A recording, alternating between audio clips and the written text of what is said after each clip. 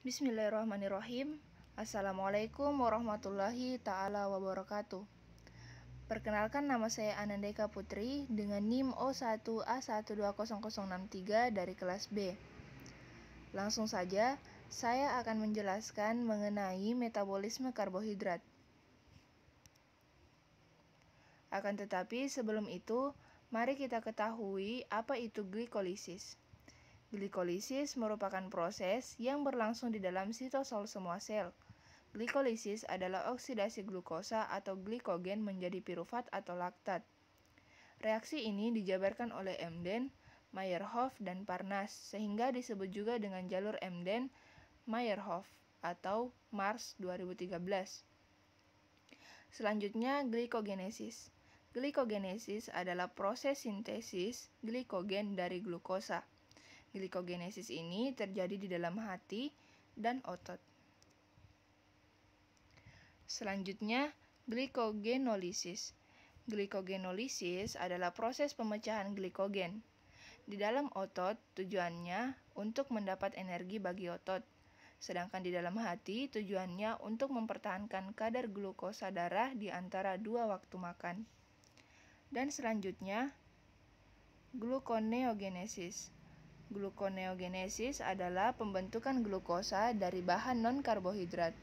Pada mamalia, terutama terjadi di hati dan ginjal. Gluconeogenesis memenuhi kebutuhan tubuh terhadap glukosa pada saat karbohidrat tidak tersedia dalam jumlah yang cukup dalam diet. Selanjutnya, siklus glikolisis. Glikolisis adalah reaksi pelepasan energi yang memecah satu molekul gluka 6 atom C atau monosakarida lain menjadi dua molekul asam pirufat atau 3 atom C, 2 NADH, dan 2 ATP. Glikolisis merupakan tahapan pertama dari proses respirasi aerob untuk menghasilkan energi dalam bentuk ATP. Setiap reaksi pada jalur glikolisis dikatalisis oleh enzim yang berperan spesifik hanya untuk reaksi tersebut. Setiap molekul glukosa yang dimetabolisme pada dua reaksi dalam satu jalur terdapat satu molekul ATP yang dihidrolisis. Dalam proses ini, energi yang dilepaskan dalam dua molekul ATP terjadi penggabungan reaksi endergonik. Dua reaksi lain masing-masing memproduksi dua molekul ATP dari reaksi fosforilasi ADP untuk setiap molekul glukosa, sehingga menghasilkan total 4 molekul ATP. Berikut gambar dari glikolisis. Bisa dilihat pada gambar.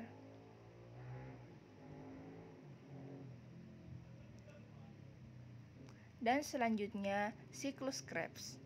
Siklus ini sering juga disebut siklus asam trikarboksilat ataupun siklus asam sitrat dan berlangsung di dalam mitokondria. Siklus asam sitrat merupakan jalur bersama oksidasi karbohidrat, lipid, dan protein.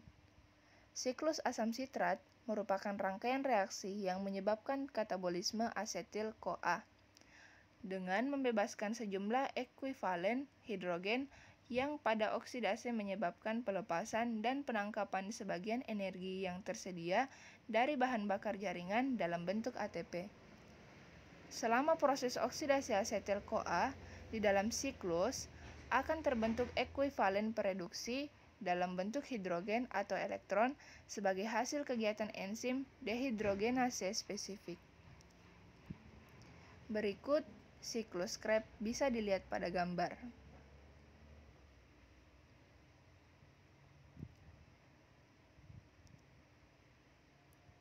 Dan selanjutnya, rantai transport elektron. Transport elektron adalah proses terakhir dari respirasi aerob, di mana akan menghasilkan ATP dari NADH dan FADH2 hasil dari glikolisis. Dekarboksilasi oksidatif dan siklus Krebs. Transport elektron terjadi di membran dalam mitokondria. Di membran ini terdapat bagian-bagian penting yang berperan sebagai penerima elektron, yaitu kompleks protein 1, kompleks protein 2, kompleks protein 3, kompleks protein 4, ubiquinon, dan sitokrom C. Proses ini disebut juga dengan fosforilasi oksidatif dan ditemukan pada tahun 1948 oleh Eugene Kennedy dan Albert Lehninger. Secara singkat, transport elektron untuk NADH sebagai berikut, yaitu molekul NADH akan melepaskan elektronnya dan ditangkap kompleks protein 1 kemudian berpindah menuju ebiquinon. Kedua, saat elektron meninggalkan kompleks protein 1, menyebabkan sebuah H+ dikeluarkan menuju ruang antar membran. Dari ebiquinon, elektron akan menuju kompleks protein 3 dan kemudian menuju sitokrom C. Saat elektron meninggalkan kompleks protein 3, sebuah H+ juga akan dikeluarkan menuju ruang antar membran. Dari sitokrom C, elektron akan menuju kompleks sitokrom 4, yang kemudian akan menuju penerima elektron terakhir yaitu O2, atau oksigen. Saat elektron meninggalkan kompleks protein 4, menyebabkan sebuah H+ juga dikeluarkan menuju ruang antar membran. O2 setelah menerima elektron akan mengikat H+ dan membentuk H2O. 3 H+ yang telah dikeluarkan tadi akan masuk kembali melalui enzim ATP sintase yang berada di membran tersebut. Setiap H+ yang masuk melalui ATP sintase juga akan dihasilkan satu molekul ATP. Jadi, total dari 1 NADH akan dihasilkan 3 ATP. Dan proses transfer elektron untuk molekul FA2 adalah: pertama, molekul FADH2 akan melepaskan elektronnya dan ditangkap kompleks protein 2 kemudian berpindah menuju ebiquinon. Namun pada tahap ini tidak menyebabkan dikeluarkannya H+. Kemudian elektron akan meninggalkan ebiquinon dan menuju kompleks protein 3 sitokrom C dan kompleks protein 4. Saat elektron melewati kompleks protein 3 dan 4, masing-masing menyebabkan dikeluarkannya molekul H+. Jadi hanya 2 H+ yang dikeluarkan sehingga nantinya masuk kembali melalui ATP sintase dan terbentuk 2 ATP. Di akhir cerita elektron juga akan ditangkap oleh O2 menghasilkan H2O. Dari kedua proses di atas, NADH menghasilkan 3 molekul ATP sedangkan FADH2 menghasilkan 2 molekul ATP. Jadi dalam transfer elektron dihasilkan kira-kira 34 ATP. Ditambah dari hasil glikolisis dan siklus Krebs, maka secara keseluruhan reaksi respirasi seluler menghasilkan total 38 ATP dari satu molekul glukosa. Akan tetapi, karena dibutuhkan 2 ATP untuk melakukan transfer aktif, maka hasil besi dari setiap respirasi seluler adalah 36 ATP. Dan selanjutnya proses glikolisis aerob. Respirasi aerob pada sel yang mendapat cukup oksigen, maka pirufat yang dihasilkan dari tahap glikolisis akan dicerna kembali dan diubah menjadi asetil-CoA. Pirufat akan membuang satu atom karbonnya menjadi CO2 dan akan memberikan elektronnya pada NAD+ sehingga menjadi NADH. 2 molekul asetil-CoA akan memasuki tahap siklus Krebs dan akan menghasilkan 2 ATP lagi, 6 molekul NADH dan 2 FADH2 serta CO2. Energi NADH dan FADH2 akan digunakan pada transfer elektron. Energi ini dipakai dengan cara dilepaskannya elektron dan H+ dari NADH dan FADH2 secara bertahap di sistem transfer elektron. Sistem transfer elektron akan memompa H+ keluar dari membran dalam mitokondria. Konsentrasi H+ ini akan menyebabkan gradien proton sehingga H+ akan masuk kembali ke membran dalam mitokondria melalui ATP sintase. Oksigen bertugas sebagai penerima elektron akhir, sehingga proses pembentukan ATP terus berlanjut.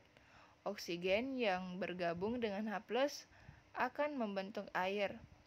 NAD+ dan FAD akan digunakan kembali dalam sistem respirasi, seperti yang telah dijelaskan sebelumnya. Hal ini yang menjelaskan kenapa kita menghirup oksigen dan melepaskan karbon dioksida.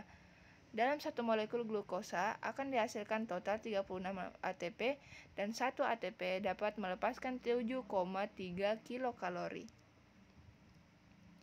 Selanjutnya, proses glikolisis anaerob. Glukosa akan dicerna dalam tubuh dalam reaksi respirasi. Tahapan pertama dalam reaksi respirasi adalah glikolisis. Tahapan glikolisis dimulai dari 1 molekul glukosa sampai tahap akhirnya akan dihasilkan 2 molekul pirufat. Tahap ini juga akan menghasilkan 2 ATP dan memberikan 2 elektron dan 1 hidrogen pada Na+ sehingga menjadi NADH. Tahap ini tidak membutuhkan energi. Jika persediaan oksigen dalam tubuh tidak cukup, maka NADH akan digunakan untuk mengubah pirufat menjadi asam laktat atau menjadi etanol dan karbon dioksida. Itulah tadi penjelasan saya mengenai materi. Lebih dan kurangnya mohon dimaafkan. Wabillahi taufik wal hidayah. Wassalamualaikum warahmatullahi taala wabarakatuh.